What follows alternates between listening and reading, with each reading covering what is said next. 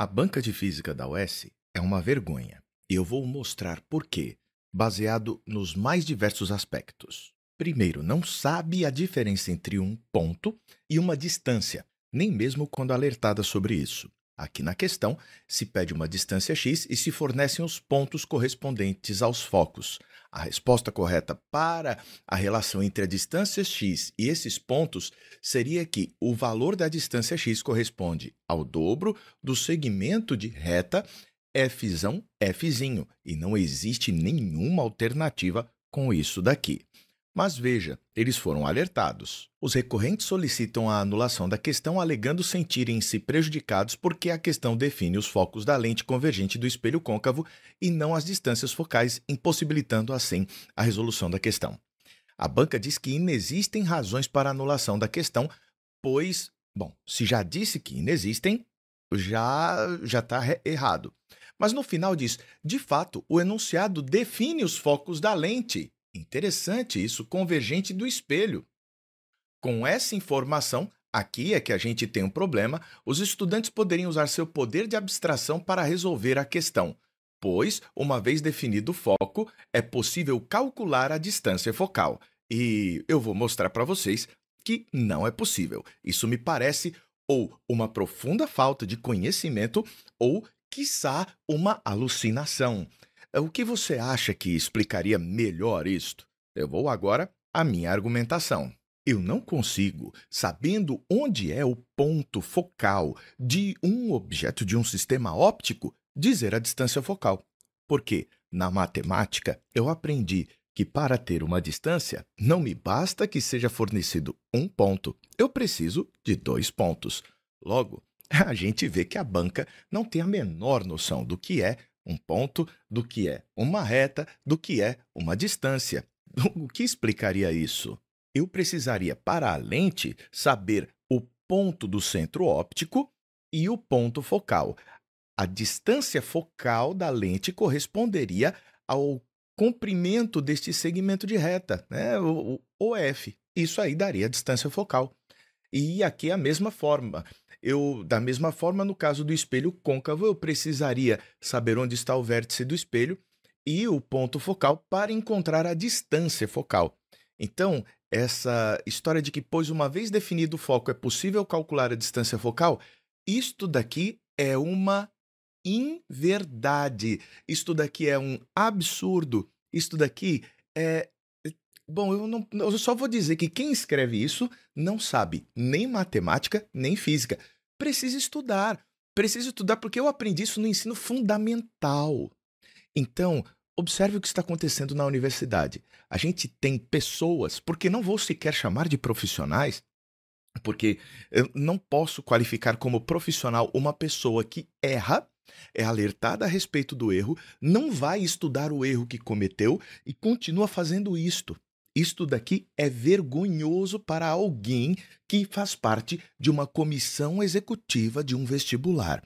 Vergonha! Esta banca desconhece a linguagem adequada da matemática e da física, principalmente em relação à simbologia, demonstrando que um mesmo símbolo pode representar duas coisas diferentes. Isso aqui não faz sentido, senão a gente teria muita confusão na comunicação científica. Isto está na habilidade 17, lá da matriz do Enem. Eu acho que então essa banca não passava nem sequer no Exame Nacional do Ensino Médio. O que você acha? Douglas, por que você está falando isso? Se eu uso Fzão e Fzinho para representar os pontos focais, eu não posso utilizá-los para representar as distâncias focais, já que são coisas diferentes. Então, não há nenhuma resposta correta aqui. Outro problema é o analfabetismo funcional, né? E você vê aqui que se faz uso inadequado da linguagem, vírgulas e coerência. Vamos lá.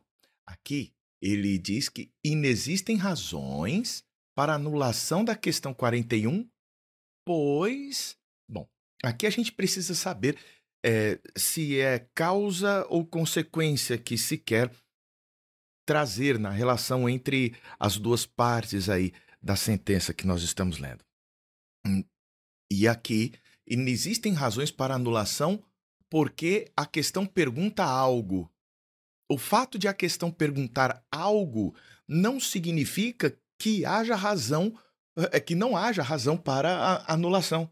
Lógico que qualquer questão vai perguntar algo. Ele perguntou a distância x.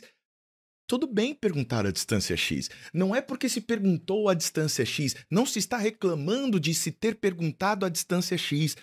Então você vê que falta coerência.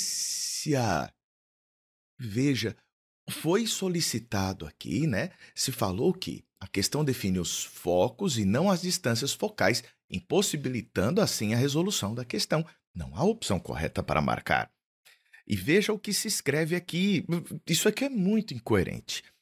Bem, não vou nem tratar do uso da vírgula aqui entre o 41 e o pois, porque, bem, não faz sentido algum, não há relação de causa e consequência entre essas duas partes do texto. Então, esse pois aqui, ele não faz sentido. Vamos voltar aqui. De fato, o enunciado define os focos. Então, é um fato. Se é um fato, não existe contra-argumentação em relação a isto. Tudo bem, e ele assumiu isso. Agora se diz que com esta informação, os estudantes poderiam usar seu poder de abstração. Bem, eu não sei o que se quer dizer com isto.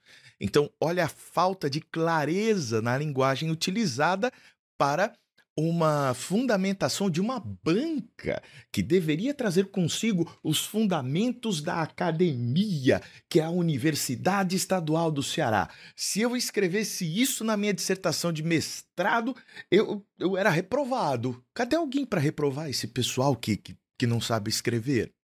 É para resolver a questão. Veja, e aí vem um segundo problema que eu já havia falado, pois uma vez definido o foco, é possível calcular a distância focal. Não, para que a gente consiga encontrar uma distância, não basta que seja fornecido um ponto. Eu preciso de 2 pontos, porque a partir dos 2 pontos eu saberei a distância entre eles. E no caso, para encontrar uma distância focal, no caso de uma lente, eu preciso do ponto chamado centro óptico e do ponto chamado foco. A distância entre o ponto foco e o ponto centro óptico é chamada distância focal. E você está vendo o absurdo? Vamos lá. Agora, temos mais problemas aqui. Conclusão da banca. Indeferimento do pedido de anulação da questão 41. Ponto. Portanto, recomendamos manter a resposta da questão conforme consta no gabarito oficial preliminar que foi divulgado. Note que aqui, vou sair da frente do texto para você observar. Note que aqui deveria haver uma vírgula, porque sem a vírgula você teria o gabarito oficial preliminar que foi divulgado pela CEV. Então existe um outro gabarito oficial preliminar que não foi divulgado? Já percebeu isso? Cometa um erro deste numa prova e você será reprovado.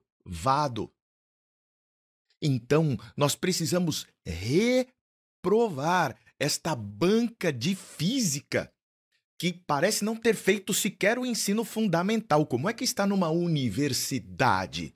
Que vergonha! Você precisa colocar aqui a vírgula para que você tenha a próxima oração, uma oração explicativa e não restritiva.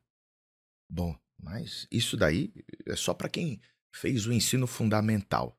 Então, temos um texto mal escrito. Há outros problemas aqui a respeito da linguagem, mas eu acho que o que eu apresentei aqui já é o suficiente para você ver que vergonha! Por fim, a banca é incapaz de reconhecer um erro, indicando que a produção científica da banca apresenta qualidade duvidosa.